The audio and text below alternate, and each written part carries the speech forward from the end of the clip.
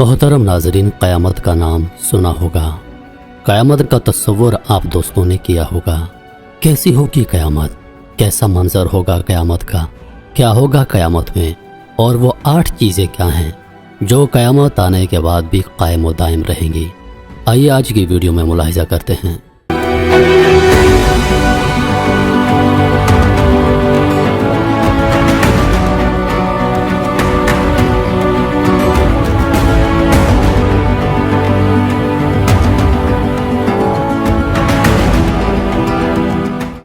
اللہ تعالیٰ کی بارگاہ میں 4 مقرب اور بڑے فرشتے ہیں جن کے نام اسرافیل، جبرائیل، میکائیل اور عزرائیل علیہ السلام ہیں، کہ جنہیں رؤوس الملائکہ بھی کہا جاتا ہے۔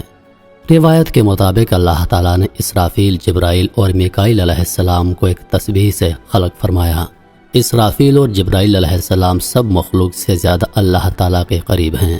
ان کے اور اللہ تعالیٰ کے درمیان صرف 4 پردے کا فاصلہ ہے، جبکہ باقی تمام مخلوق اور اللہ تعالیٰ کے درمیان 70,000 پردوں کا فاصلہ ہے۔ حدیث کے مطابق پیغمبر اسلام صلی اللہ علیہ وآلہ وسلم ہمیشہ رات کی دعا میں اللہ تعالیٰ کو یوں خطاب فرماتے تھے: اللہم رب جبرائیل، میکائیل و اسرافیل۔ اور امام سجاد علیہ السلام بھی اس کے حق میں یوں دعا فرماتے تھے کہ خدایا اسرافیل پر درود بھیجو، کیونکہ وہ سور پھونکنے والا ہے اور تیرے انتظار میں ہے تاکہ سور پھونکنے سے قبروں میں سونے والوں کو جگائے۔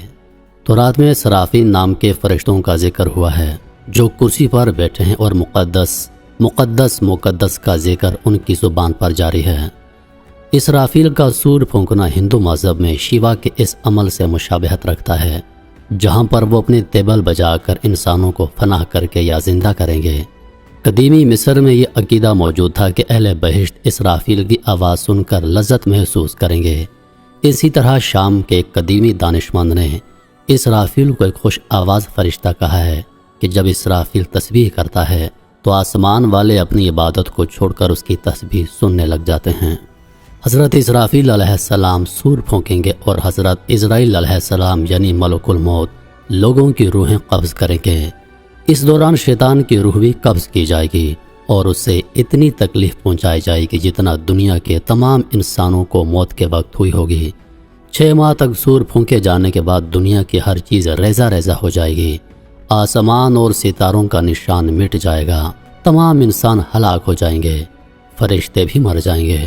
تو اس وقت صرف 8 چیزیں باقی رہیں گی۔ ان 8 چیزوں میں پہلے اللہ تعالیٰ کا عرش، دوسرا اللہ کی کرسی، تیسری لوح، چوتھی قلم، 5ویں جنت، 6ٹھی دوزخ، 7ویں سور، اور 8ویں چیز جو باقی بچے گی وہ روحیں ہوں گی، لیکن روحوں کو بھی بے خودی ضرور ہوگی۔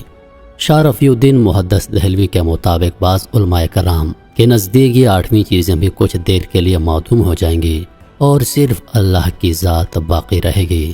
اس وقت جب اللہ تعالیٰ کی ذات کے سوا کوئی باقی نہیں رہے گا تو اللہ تعالیٰ فرمائے گا کہ کہاں ہیں حکومتوں کے دعوے دار اور بادشاہ، کس کے لیے آج کی سلطنت ہے؟ پھر اللہ تعالیٰ خود ارشاد فرمائے گا کہ تمام سلطنت خدا وحدہ قہار کے لیے ہے۔ اس کے بعد ایک وقت تک صرف اللہ کی ذات ہی موجود رہے گی۔ اس کے بعد ایک مدت کے بعد اللہ تعالیٰ خود ہی تمام چیزوں کو دوبارہ پیدا کرے گا۔ اس دوران کتنا عرصہ ہوگا یہ اللہ کے سوا کوئی نہیں جانتا۔ زمین اس وقت ایسی ہوگی کہ اس میں عمارتوں، درختوں، پہاڑوں اور سمندروں وغیرہ کا نشان تک نہیں ہوگا۔ اس کے بعد جس مقام پر سے لوگوں کو اللہ تعالیٰ چاہے گا وہیں سے ان کو دوبارہ زندہ کرے گا۔ انسانوں کو دوبارہ زندہ کرنے کا طریقہ یہ ہوگا کہ پہلے ان کی ریڑھ کی ہڈیوں کو زندہ کیا جائے گا اور پھر ان کے جسموں کے باقی اعضاء کو اس سے جوڑ دیا جائے گا۔ جب تمام جسم تیار ہو جائیں گے تو سب روحوں کو سور میں رکھا جائے گا۔ اس کے بعد اللہ تعالیٰ ایک بار پھر حضرت اسرافیل علیہ السلام کو حکم دے گا کہ سور کو پوری طاقت کے ساتھ پھونکو۔ اس وقت اللہ تعالیٰ ارشاد فرمائے گا: قسم ہے میری عزت و جلال کی، کوئی روح بھی اپنے ڈھانچے کے علاوہ کہیں نہیں جائے۔ اللہ کا یہ حکم سن کر تمام روحیں اسی طرح اپنے اپنے جسموں میں چلی جائیں گی جس طرح پرندے اپنے گھونسلوں میں چلے جاتے ہیں۔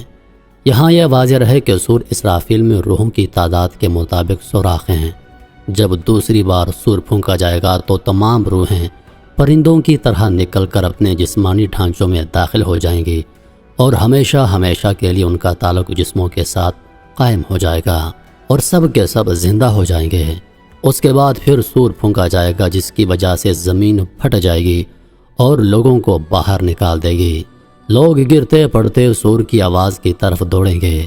یہ سور بیت المقدس کے اس مقام پر پھونکا جائے گا جہاں صخرہ کا پتھر ہوا میں معلق ہے۔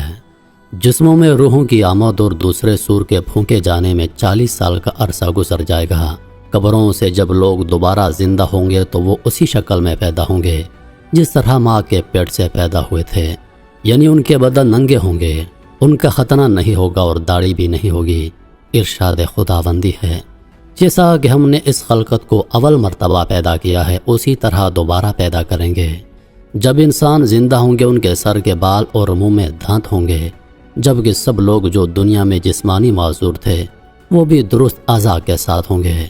صحیح مسلم کی روایت ہے کہ سب سے پہلے زمین میں سے حضرت محمد مصطفیٰ صلی اللہ علیہ وآلہ وسلم اٹھیں گے، اس کے بعد حضرت عیسیٰ علیہ السلام اور اس کے بعد جگہ جگہ سے انبیاء علیہ السلام اٹھیں گے، اس کے بعد صدیقین، شہداء اور صالحین اٹھیں گے، اس کے بعد مومنین، پھر فاسقین، پھر کفار تھوڑی تھوڑی دیر بعد ایک دوسرے کے بعد برآمد ہوں گے۔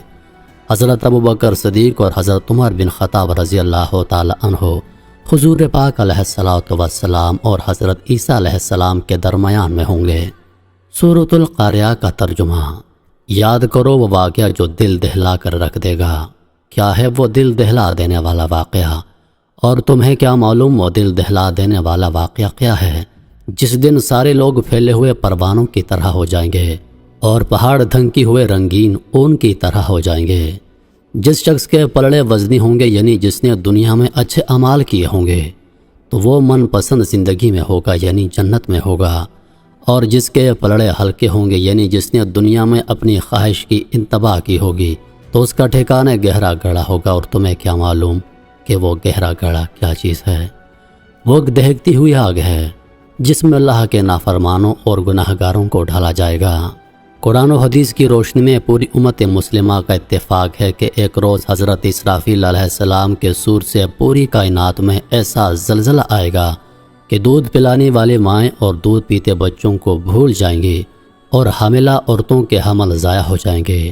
چیخ و پکار اور زلزلے کی شدت بڑھتی جائے گی جس سے تمام انسان اور جانور مرنا شروع ہو جائیں گے، یہاں تک کہ کائنات میں کوئی بھی زندہ باقی نہ بچے گا۔ جیسا کہ سورۃ الرحمن میں اللہ تعالیٰ ارشاد فرماتا ہے، اس زمین میں جو کوئی ہے وہ فنا ہونے والا ہے اور صرف تمہارے پروردگار کی ذات باقی رہ جائے گی۔ اللہ تعالیٰ نے قرآن کریم میں اس دن کا بار بار ذکر فرمایا ہے۔ صرف یوم القیامہ کا لفظ 80 جگہوں پر وارد ہوا ہے۔ دیگر مذہبی کتابوں میں بھی اس دن کا تذکرہ ملتا ہے، حتیٰ کہ عیسائی اور یہودی بھی اس دن کو برحق مانتے ہیں۔ عقل کا تقاضا بھی یہی ہے کہ دنیا کے اس عظیم نظام کو آخرکار کوئی اہم مقصد ضرور ہونا چاہیے، اور اس عجیب و غریب نظام کو چلانے والی ایک بہت بڑی ذات ہونی چاہیے جس کی طاقت کا ہم اندازہ نہیں لگا سکتے، اور اس دنیا میں کیے گئے اچھے اور برے اعمال کی جزا یا سزا بھی ملنی چاہیے۔ اللہ تعالیٰ نے قرآن کریم میں مختلف انداز سے اس دن کی ہولناکی کو ذکر کیا ہے۔ چند آیت کا ترجمہ پیش ہے۔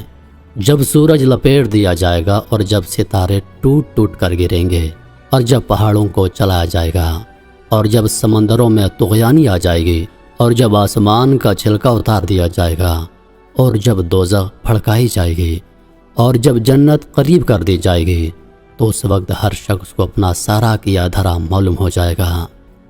تمہارے محترم عزیز دوستو، قیامت کا منظر بڑا ہولناک ہوگا۔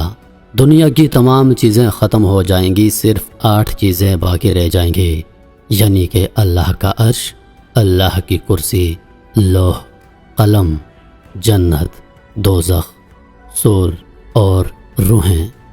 اس کے علاوہ دنیا سے تمام چیزوں کا خاتمہ کر دیا جائے گا، اور اللہ پاک تمام چیزوں کو ختم کرنے کے بعد ایک مرتبہ پھر ان کو دوبارہ زندہ کریں گے۔ اس کے بعد سب لوگ حشر کے میدان میں جمع ہوں گے، تمام لوگوں کا حساب کتاب کیا جائے گا۔ جس کے اعمال اچھے ہوں گے وہ جنت میں جائے گا، جس کے اعمال برے ہوں گے اسے دوزخ میں ڈال دیا جائے گا۔ کیا ہی ہولناک منظر ہوگا۔ اللہ پاک ہم سب کو سمجھنے اور نیک اعمال کرنے کی توفیق عطا فرمائے۔